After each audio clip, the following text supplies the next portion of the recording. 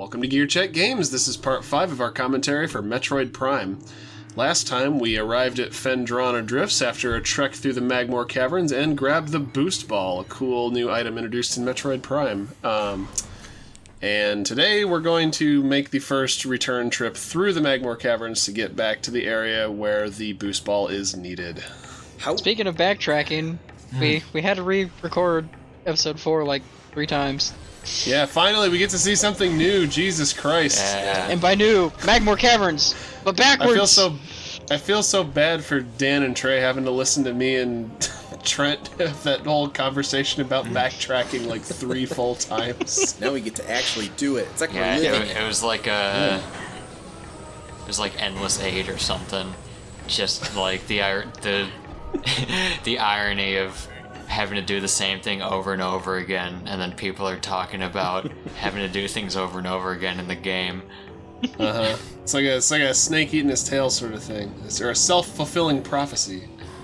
It's like neither of those things. It's like going through a cave filled with lava. So one thing that I than just necessary. noticed about the Prime Trilogy controls is there is actually a little bit of a distance indicator on the crosshair.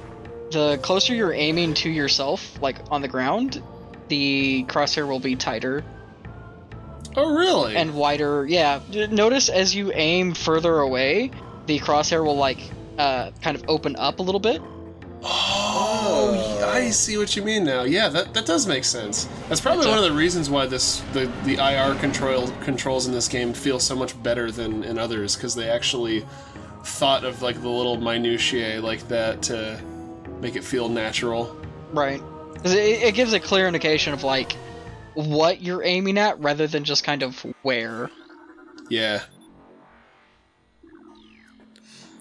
So we gotta go back to Phendrana Drifts? Is that where we're going?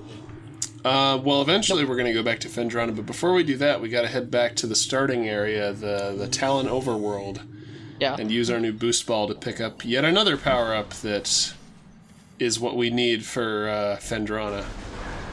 Oh, yeah. Also, I see that you're still in the innocent stage of the game where you're still like fighting enemies and stuff. I just remember pretty quickly getting to the point when I was playing where I'd just go through Magmoor Caverns like, yep, I'll just take all the flame to the face. It's quicker. Yeah, by the time you're to a save point, you've lost like 2 energy tanks. Like once you get into like the thick of the game, because you just don't care anymore. Yeah.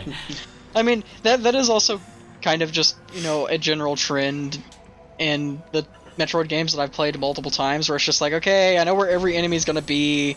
I can just kind of run past you. I don't actually need to fight you. Yeah, if you budget your health smartly, it shouldn't be a problem. You reminded me of another speeds thing you haven't done yet. Now that you have Speedball, every time you go into ball form, you're not constantly, like, speeding around like I do, like a friggin' spaz every time I get the Speedball in this game. Oh, is that what they do in the speed runs? Yeah, like... when they're not clipping outside of the map? There's never a moment where they're not speed boosting. Well, not only are they not speed boosting because it's faster, but the speed booster is also what allows you to, like, reach in, like, infinite speed and just clip to the edge of the map out of bounds. It's what all the real Metroid fans do. That's how you get... all the real masters of Metroid Prime. Isn't that how you get the Hyper Ball, where you're just like a ball of energy, and like... Man, one of my favorite things about the Morph Ball in this game, other than just like the quality of its animation and physics, is whenever you're rolling through like a really enclosed area with it, I love how the ball itself like emits light. Hey, it's starting area, cool. And it kind of like it lights up the little enclosed area that you're in with whatever color that your ball's current upgrades emits. So gonna kind of take an awkward segue here. So this is what we do. a situation actually extremely reminiscent of Super Metroid, Super Metroid, the game that this is based off of, and pulling into 3D. I've iterated before. In Super, you go through a loop once from your ship to back out, from your ship. And, From your ship, too? Well, your ship. I'm trying to say ship, for the record, if I'm enunciating poorly.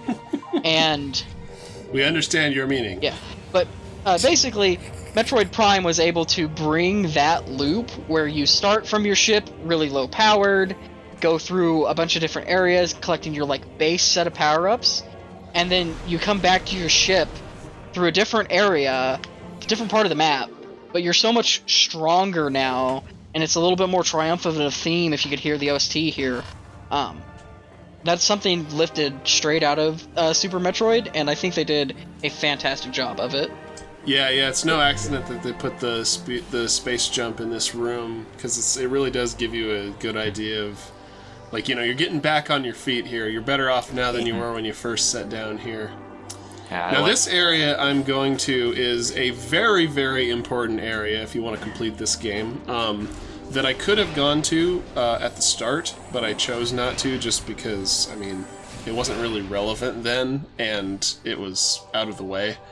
But as far as the macro goal of this game, and the game never tells you this in a cutscene, you just kind of have to figure it out via observance and observation and reading the log entries and everything. But the goal of this game is to collect, is it 12? It's 12. Yeah, 12 MacGuffins known as Chozo Artifacts, which will unlock the final area of the game. So, beyond just going around and getting new power-ups, your goal is to be looking for these artifact things. And this is another thing that has kind of divided people on Metroid Prime, because, from my perspective, as somebody who enjoys the backtracking and the, just being in the world that this game presents, I honestly view the Chozo Artifacts as it kind of makes sense that they would put after they power you up like this, that they would be okay, now that you're so much stronger and the game is so different now that you've got all these upgrades, now go back through the game with this new set of powers and find a bunch of more things. But again, right. that caters to a specific taste, and for a lot of people, most people, in fact, I would say it is pretty frustrating that the game is okay, now do it again, but this time just with these random MacGuffins. I think it was a little bit more egregious in the second Prime game, because those keys were at the end, the collectathon was just so much more annoying. Yeah. Well, that game's world is just a lot more hostile and hard to navigate. Right. Not to mention the fact that there is a dark copy of every room, or most rooms anyway. So, and the dark copies aren't exactly all that well intertwined, so you have to go back out to the overworld and then go back in, and it's not clear which entrance you need to go into all the times. Yeah, I'm not bitter. Prime 2 is a pretty demanding game to play compared to this first one, but I love it all the same. Oh, I absolutely love Prime 2. Don't get me wrong, the bitterness that you hear here. I'm just... The collectathon in... I love it. I'm bitter because I care. Can't you tell? Just the key collectathon for Prime 2 just did not sit nearly as well as it did for the first one. But also... Well, it's almost like... It's almost like the devs having a laugh at everybody, because it's oh, you didn't like the Prime 1 key hunt? Well, too bad, we did it again, and we made it worse this time. We're gonna make it even harder. Also, I do want to say that, I personally, at least for Prime 1, and again, it kind of... Them repeating basically the same exact thing for Prime 2 was a little less inspired.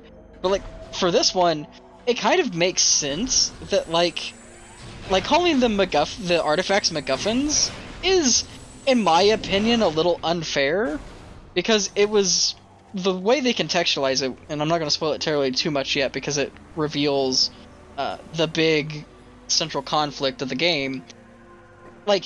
They had their reasoning for sealing off that area with 12 keys spread to the far corners of their world. Because, the stuff that is inside of what they've basically locked away is not to be trifled with. There's something spooky. Certainly, but as far as the keys themselves go, I believe it was Hitchcock who coined the term MacGuffin, or at least popularized it, and he himself referred to it as something that the characters in the story think it's like the most important thing ever, but like the audience member is, doesn't care about it. Like they care about like the action and like what it takes to get the MacGuffin. I mean, I guess that's fair. Coined the phrase when talking about Metroid Prime for the GameCube. Yeah, he had some foresight. Truly one of the geniuses of our time. I like to imagine that those two space pirates were having a picnic on top of that Phazon container. And Samus ruined it. Yeah. We're trying to have a nice evening.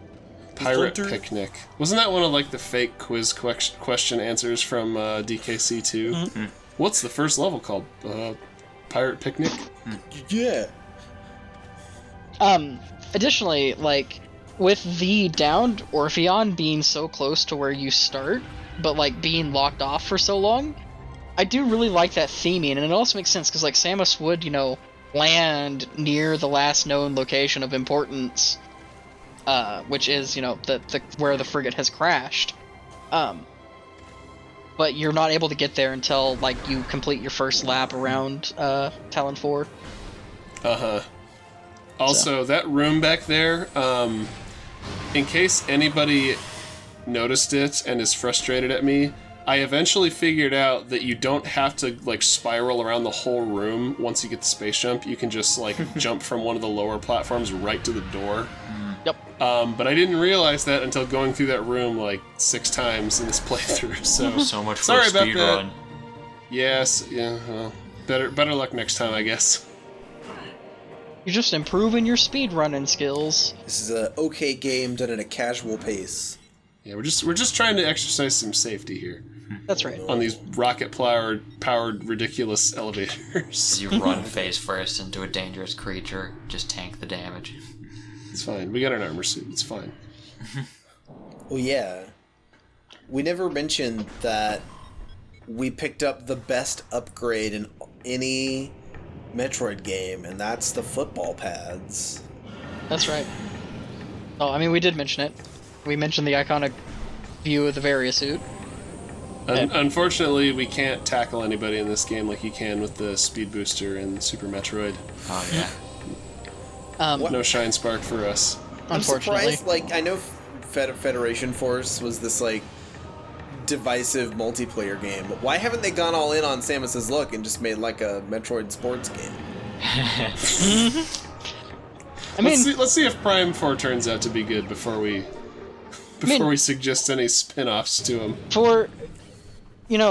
for as divisive as it was, like, Federation Force and Metroid Blast Ball, I'm not actually sure what the sports part of it was actually called, because it was called something different.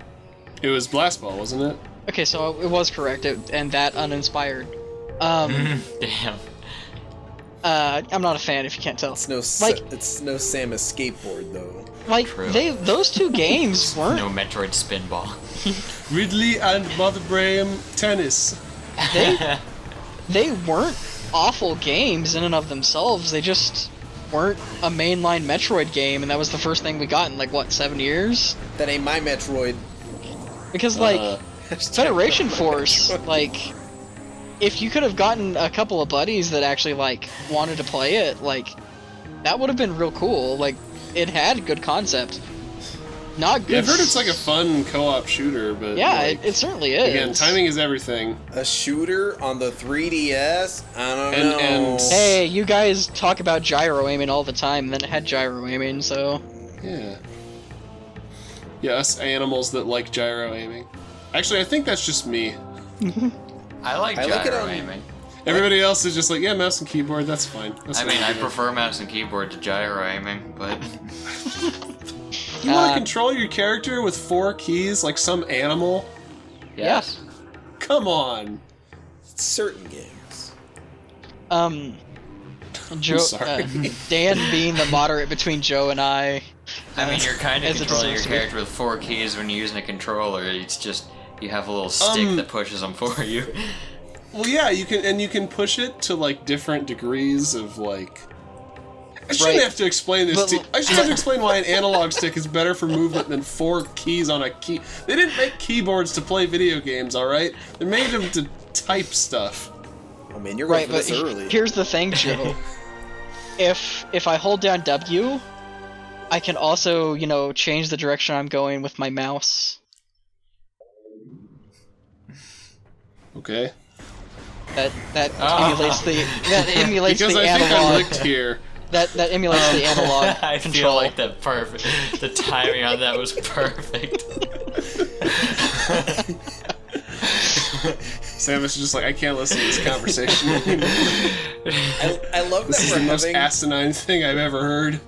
I love that we're having. And I was in the original Metroid manual. We're just having an argument about like mouse and keyboard versus controller, and then there's like a lull in the conversation. Sam just dunks herself in the lava to stop it. I love that this conversation has happened on a game that's never been on a 2-stick controller. Like, it's always had Or funky control schemes. mouse interface. Yeah. It's always been a gimmick, and I think that's part of its charm. Because like, I'm pretty sure we talked about it previously. Metroid Prime, like, despite its first-person perspective, is not a first-person shooter. Like, it's just It's an inherently adventure not. game. Yeah. Isn't it more akin to like Portal or like Half-Life? I mean, even less so. Like, Half-Life I and think Portal. I think are- Portal has a first-person shooter tag on Steam. Yeah, like, and Half-Life in and of itself is also just a first-person shooter. Well, but like the Assassin's Creed games also have a stealth tag on Steam, Dan. And I mean, So this is also another section where like they were kind of showing off, like, forcing you to use your charge beam or missile to blow up that ice with one of those things that comes right to you if you're charging.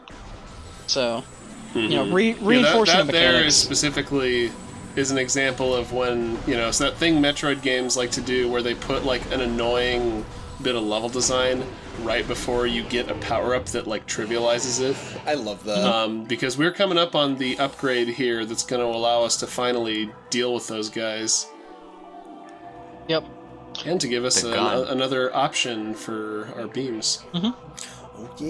It's also one of the cooler Ice looking ones as parasite. well. What does it parasitize? Ice. The ice. What? Don't know how that works, but it works. Does that make all fish parasites? Because they like Yeah, they're live. parasites in the body of the water. For the record, I think that those ice parasites basically work like how ticks do, where they like patrol like one little area, hoping that something's gonna run into it, and then stick to that thing that runs into them. Can you imagine Samus walking around with a tick on her leg? But it's like one of I those mean- big ice parasite things. You say that, Trey, Just but on her remember back. Zero Mission where there was actually tick enemies? Oh, yeah, and you have to use them to get past certain obstacles, don't you? Yep. I mean, For technically, more the on that, Metroids check are out kinda our like Zero ticks. Mission playthrough from a year ago. That's Yeah. right.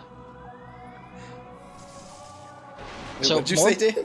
So technically, the Metroids are kind of like ticks. Oh, yeah. Ticks in space. Man, I mean, when you now when you think about it, aren't we all kind of like ticks at the end of the day? Dan, you've made me think of like real life ticks. Like they're still the size of ticks, but they fly around like little gnats, Ew. and it's horrifying. Thank you, They're like Dan. gross jellyfish brain things. Mhm. Ooh. I love that. quite. I love that tease right there so much. Fooled you. Come on, Sam. You like, gave what, you did gave you- up before it even went out of like went out of reach. Just reach out your hand. It's fine.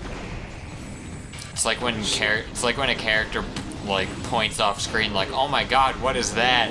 And then like what they were pointing at appears like after they pointed at it. Yeah. Samus can no longer be called a bird person. She scares too easily, so she is now a horse person. See, I thought where you were going with this is one of the enemies, like, distracted her, like, look at that, Samus, it's the Chozo. And while she Look, was Samus, it's your distracted, parents. it's your bird parents.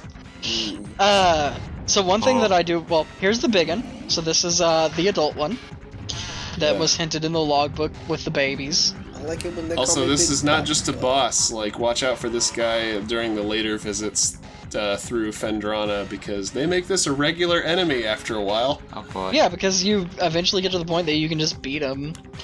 Yeah. like pretty easily. I do like that power scale where it's just like these things that were a boss previously, they're just little chumps now. Love that plasma beam.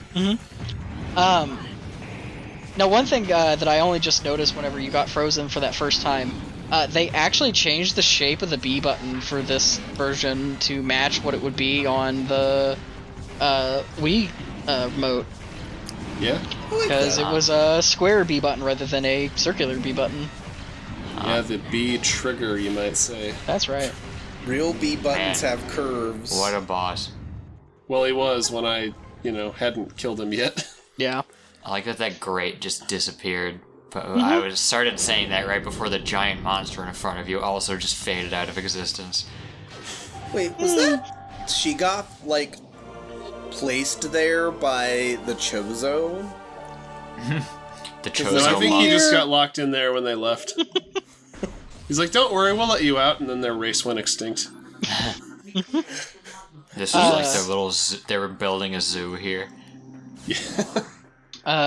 You're asking too many questions, Trey. It's a boss. Are the Chozo or any in-game ancient people just an allegory for the devs? Kind of. That being said, I think a couple of the trivial log things that you can scan there that don't actually count to log completion says yep, this was their nest. You just destroyed their nest.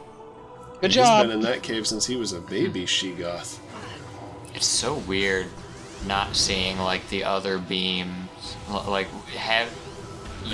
another beam but not seeing it making a little plus shape or whatever.